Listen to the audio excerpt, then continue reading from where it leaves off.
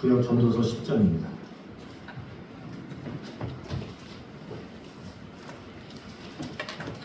구약 전도서 10장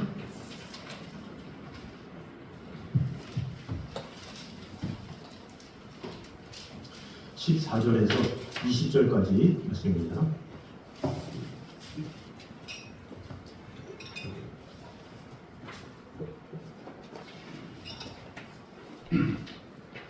전도서 10장 14절에서 20절까지 말씀입니다.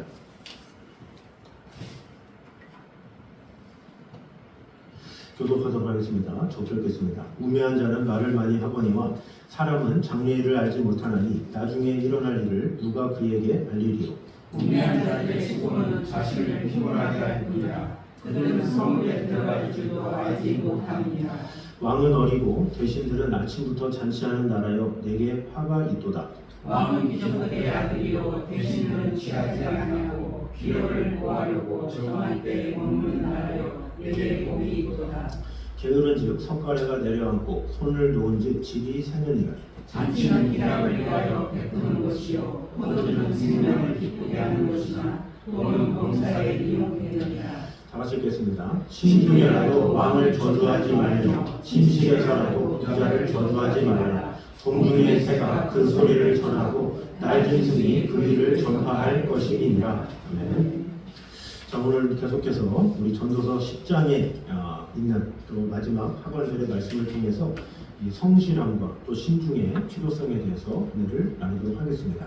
먼저 알지 못하는 것에 대해서 침묵함이 지혜로운 삶의 출발점임을 보여주고 있습니다. 우리 14절 말씀 같이 한번 읽도록 하겠습니다. 시작. 우매한 자는 말을 많이 하거니와 사람은 장래일을 알지 못하나니 나중에 일어날 일을 누가 그에게 알리리요. 자, 보면 우매한 자는 말을 많이 한다 이렇게 말을 하고 있죠. 이 세상에서도 많은 전문가들이 있습니다. 또 세상에 대해서 안다고 하는 사람들, 또 세상을 뺀다고 하는 사람들이 참으로 많죠. 그런데 그런 사람들의 특징이 뭐냐? 말이 많다라는 거예요. 그 말이 많음으로 인해서 좋은 결과를 나오면 좋은데 오히려 그 말이 많음으로 올무가 되는 경우가 상당히 많이 있습니다.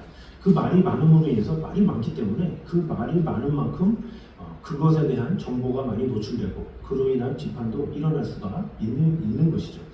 그래서 대부분 지도자의 위치에 있는 사람들이나 그런 뭔가 매체에 노출된 그런 사람들은 대부분 말을 조심하는 게 참으로 중요하겠죠.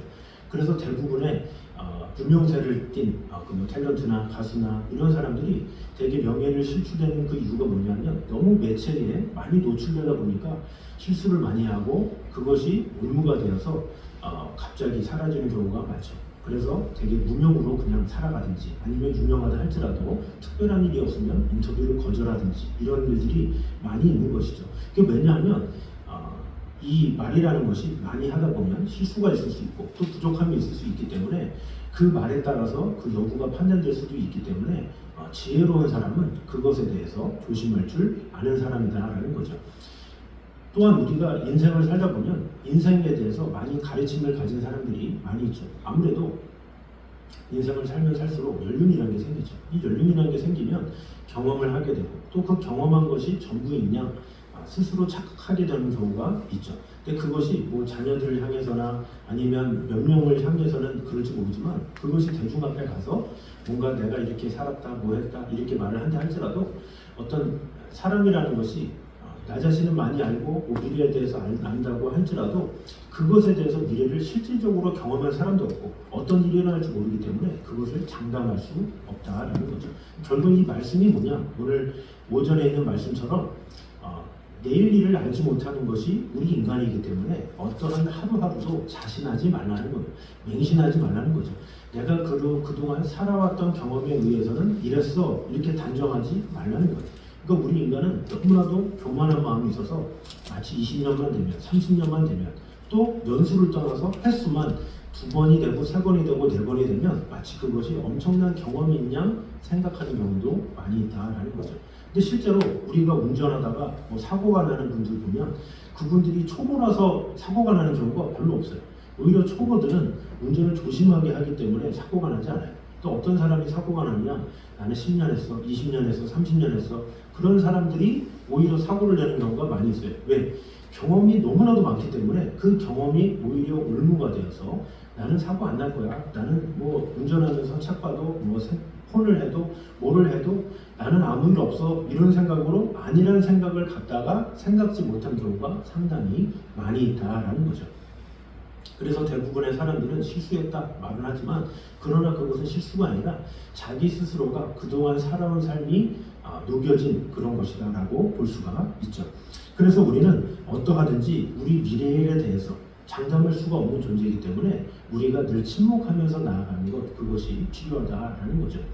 그래서 저도 여러 번 말씀에서도 얘기했지만 이 성경에서 말하고자 하는 교훈이 뭡니까? 오히려 지혜를 알면 알수록 겸손히 자신은 알지 못한다라는 마음 가지고 나아가는 태도, 그것이 필요하다라는 것이죠. 많은 것을 알면 알수록 알 수 없는 것이 인생이에요. 이 세상의 것에 대해서 많은 정보를 얻는다 할지라도 그것에 대해서 다 알지 못하고 정복할 수 없는 것이 이 세상의 정보요, 또 이 세상의 모든 것들이죠. 근데 그럼에도 불구하고 내가 모든 것을 안다, 모든 것을 다 꿰고 있다, 이것은 있을 수 없는 일이다라는 거죠. 그래서 실제로 뭐 유튜브 같은 데서도 한때 막 유명해가지고 여기도 나오고 저기도 나오고 이런 분이 있어요. 근데 이분이 분명히 전공이 뭐 한국사인데 갑자기 세계사를 말하고, 세계사를 말하는 사람이 갑자기 뭐 중국에 대해서 뭐 역사에 대해서 얘기하고 이렇게 저렇게 했다라는 거죠. 처음에는 전문가이기 때문에 사람들이 와 대단하다 했는데 시간이 지나고 보니까 저 사람이 저것도 전문이야, 저것도 전문이야, 이러다 보니까 나중에는 인식이 잡상인 같네 이런 생각이 드는 거죠. 그래서 오히려 설득력이 떨어지고 자신의 분야가 아님에도 불구하고 얘기했다가 오히려 그것이 올무가 돼서 아예 이 정지가 된 경우가 있죠. 그래서 한 5, 6년 동안 쉬다가 이렇게 나온 분도 있죠. 근데 그런 것이 뭐겠습니까? 이 자신의 분야, 그것만 가지고 해도 모자란데 이것저것 이렇게 하다가 오히려 말이 많음으로 잘못된 결과가 일어나게 된 것이죠. 그래서 지혜로운 사람들은 묵묵히 자기가 해야 될 일을 최선을 다하면서 마음을 다하는 것, 또한 우리가 다른 사람을 권면하거나 아니면 우리의 자녀들한테 이야기를 할 때도 자기가 모든 것을 아는 것이냐, 자기가 미래를 꿰뚫느냐 하는 것이 아니라 나도 모르지만 하면서 의견 제시 정도로 이렇게 하는 건 좋겠지만 마치 자신이 모든 것을 다 꿰는 것처럼 전문가인 것처럼 이렇게 하다가 오히려 잘못된 결과에 이르게 될 수 있다는 거죠. 바로 솔로몬은 그것을 말하고 있는 것입니다. 그래서 우매한 자들은 말을 많이 한다, 이것을 꼭 기억하므로 내가 어떤 말을 하거나 내가 어떤 정의를 내리거나 이런 것에 있어서 신중하고 조심하게 이렇게 함으로 인해서 결국 나의 말을 통해서 상대방을 오히려 세워주고 기쁘게 하고 그 단체를 아름답게 하느냐, 이것이 더욱더 중요한 것임을 깨달음으로 우리의 입술을 주관하시는 하나님께 모든 것을 맡기며 주님께 나의 입술도 주 하나님께 온전히 드리기에 심쓰는 저를 되시기를 주님의 이름으로 축원합니다. 자, 두 번째는 지혜와 성실이 구비될 때 비로소 성공과 형통을 기대할 수 있음을 보여주고 있습니다. 우리 16절 보도록 하겠습니다. 16절 시작. 왕은 어리고 대신들은 아침부터 잔치하는 나라여 내게 화가 있도다. 자, 보니까 왕은 어리고 이렇게 말하는데 여기서 이 왕은 어리다라는 게 그저 나이가 어리다 이런 것보다는 좀 철이 없다, 생각이 없다, 이런 것을 볼 수가 있죠. 왕이긴 한데 뭔가 자신이 왕이라는 존재에 대한 개념을 잃어버렸다, 이렇게 볼 수가 있죠. 그래서 몇 주 전에도 말씀에서 했지만 어떤 위치보다 중요한 것이 그 위치에 합당한 모습을 갖춘 게 더 중요하다, 그 실력이 더 중요하다라고 얘기를 했죠. 그래서 왕에 대한 가치를 아는 사람들은 왕이 되기 위해서 어떤 것을 준비해야 될지 하면서 무예, 학문, 여러 가지 많은 것들을 준비해서 갖추어지죠. 그러나 그것에 대한 아무런 개념이 없는 사람은 욕심만 많아가지고 내가 왕이 돼야 되는데 이것만 생각하는 경우가 있죠. 그 왕이라는 자리에 혈안이 되어서 왕을 차지하기 위해서 길을 쓰죠. 근데 결국 이 왕에 대한 가치나 왕의 준비에 대한 이런 것을 다 배제하고 그저 무조건 왕이 되고자 했다가 금방 무너지는 경우가 상당히 많이 있죠. 왜 그렇습니까? 이 왕이라는 것은 어떤 위치나 자리보다 그에 합당한 실력이 중요하기 때문이죠. 이 사람들이 왕으로서 대접할 수 있는 이유가 뭐예요? 그의 덕, 그의 실력, 그의 어떤 존망함, 이런 것으로 인해서 사람들이 정말 우리의 왕이구나 이렇게 대접을 하게 되는 거죠. 그런데 왕이 어리다라는 것은 자기 분수를 모른다, 자기 상황을 모른다, 자기 위치를 모른다라고 볼 수가 있죠. 그런 상황에서 왕은 어리다 이렇게 말하고 있고, 그 뒤에 보면 대신들은 아침부터 잔치하는 나라여 이렇게 말하고 있죠.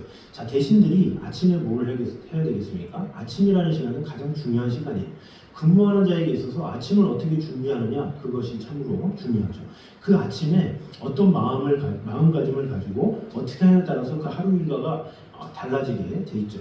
그래서 여기서 말하는 아침부터 잔치하는 나라에, 이것은 아침에 업무를 해야 되고 가장 중요한 일정을 세워야 되는데, 그런 대신들이 그런 걸 하지 않고 잔치를 한다? 이것은 놀고 먹기 바쁘다 이런 것을 말하는 거예요. 자신의 위치에서 백성들을 어떻게 하면 살찌게 하고 백성들의 건강을 위해서 살아가야 할 대신들이 자신의 일을 하지 아니하고 잔치할 궁리만 하고 있다, 자기 놀 생각만 하고 있다, 자기 거드름만 피우고 있다, 이것이 문제가 된다라는 거죠. 그래서 왕은 어리고 대신들은 아침부터 잔치하는 그 나라는 화가 있다 이렇게 말하는 거죠. 자신의 본분을 모른 채 그저 자기 배 채우기면 급급한 그런 것은 결국에는 화가 임할 수밖에 없다라는 것이죠. 그래서 17절에 이렇게 말합니다. 같이 한번 읽겠습니다. 시작. 왕은 귀족들의 아들이요 대신들은 취하지 아니하고 기력을 보하려고 정한 때에 먹는 나라요 내게 복이 있도다. 자, 화가 있는 사람은 이런데 복이 있는 나라는 어떤 사람인가? 왕은 귀족들의 아들이요 대신들은 취하지 아니하고 기력을 보하려고 정한 때에 먹는 나라요. 이것은 그 당시 그 나라의 질서에 맞게 행하는 것을 말하는 것이죠. 그래서 이 왕은 귀족들의 아들이요, 이것은 뭐겠습니까? 귀족들의 말을 들어줄 줄 아는 그런 열린 마음을 가진 것을 말하는 거죠. 독단적으로 무엇을 하는 것이 아니라 귀족들의 말을 듣고 그 의견에 따라서 이렇게 하는 것을 말하는 것이죠.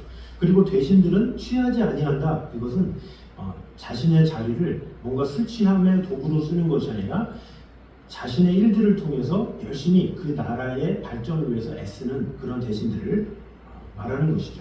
그리고 기력을 보하려고 정한 때에 먹는 나라요 이렇게 얘기를 하고 있죠. 자신의 기력을 더욱더 하기 위해서 어떤 욕심을 취하는 것이 아니라 그냥 정한 때에 그냥 필요한 것만 하는, 그러니까 적당하게만 자신의 위치를 잘 보존하는 그런 나라는 복이 있다 이렇게 말하는 거죠. 자신의 욕심을 위해 사는 것이 아니라 해야 될 때만, 필요할 때만 그 때에 따라서 조절하면서 이렇게 하는 나라, 그 나라가 복된 나라다라는 거죠.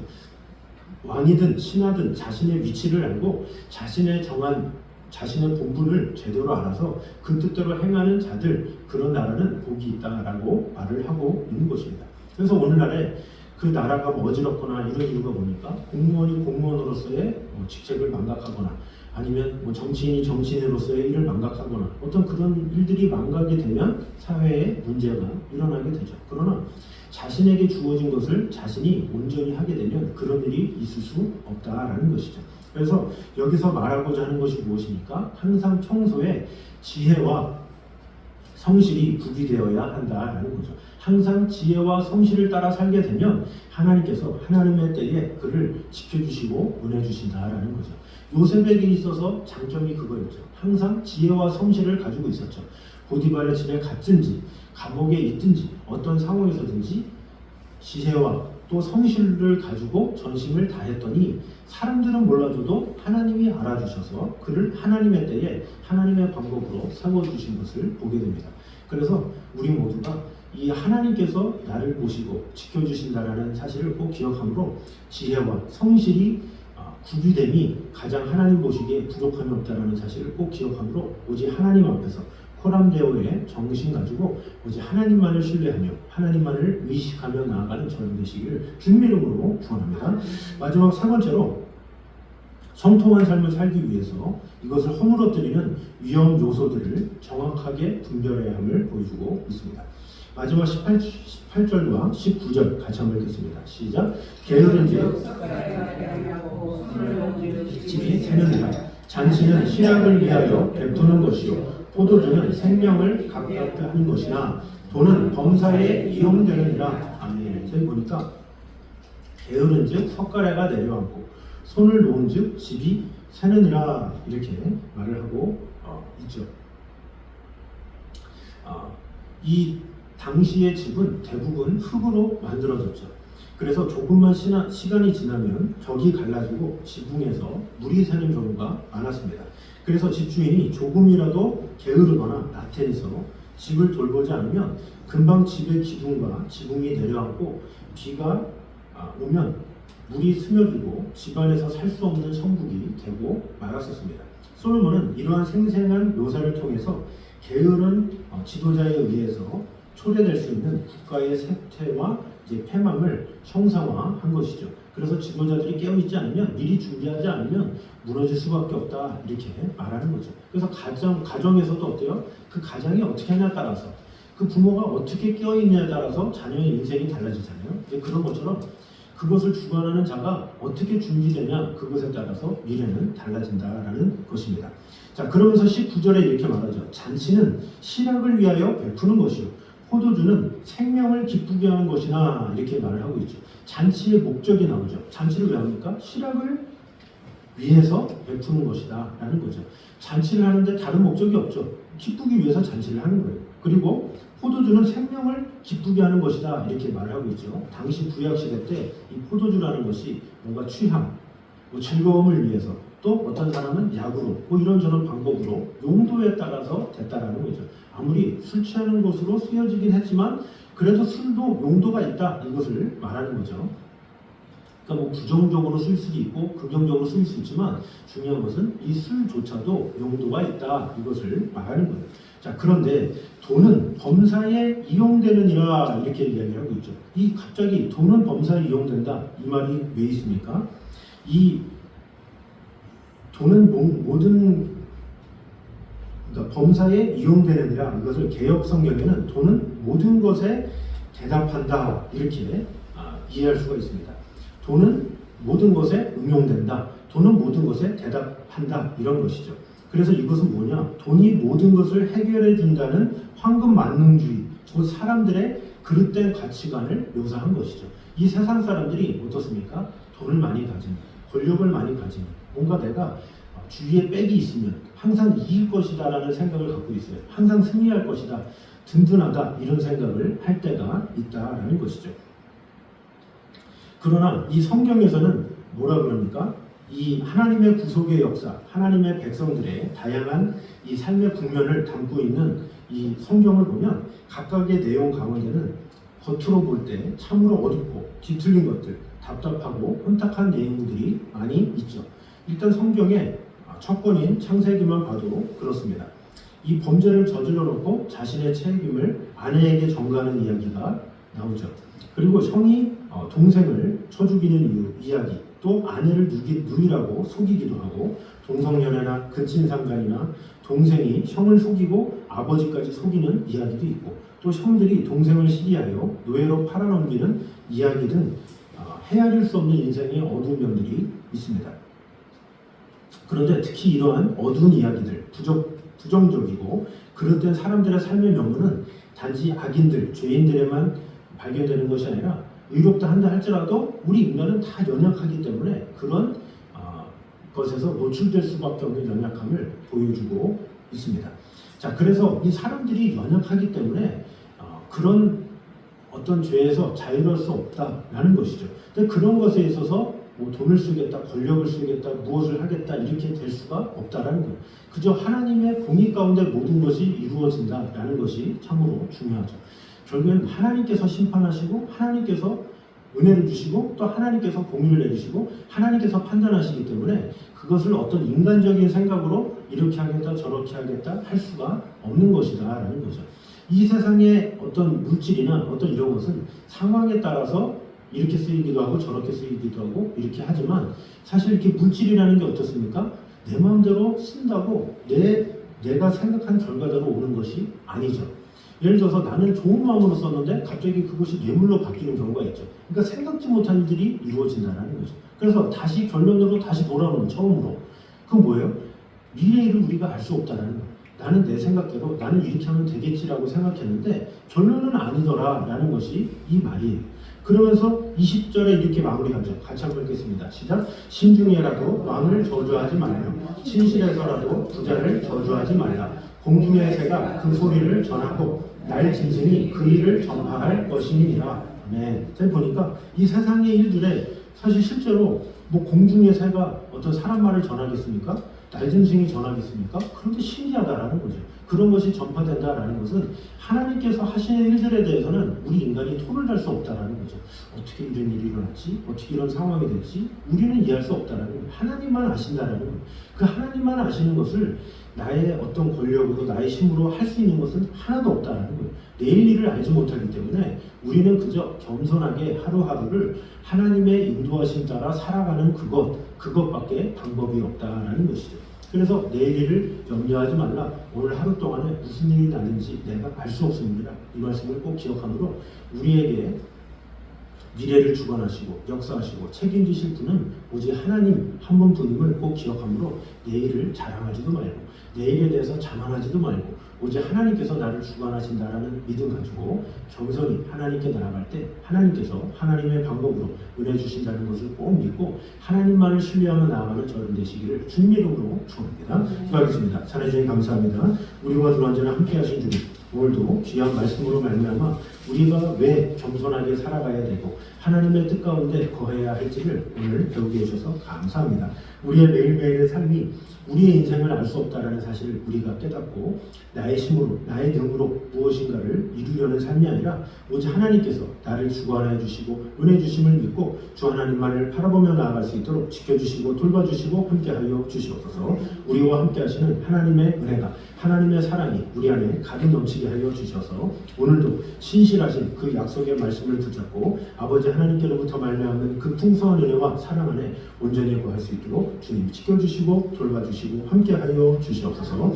이제는 우리 주 예수 그리스도의 은혜와 아버지 하나님의 무한하신 사랑하심과 성령님의 교통하심이 늘 우리와 함께 계시는 하나님의 나라와 영광 위하여 마음을 다하기 원하는 이 자리에 있는 모든 성도들 위해 이제부터 영까지 함께 있기를 간절히 축원하옵나이다. 아멘.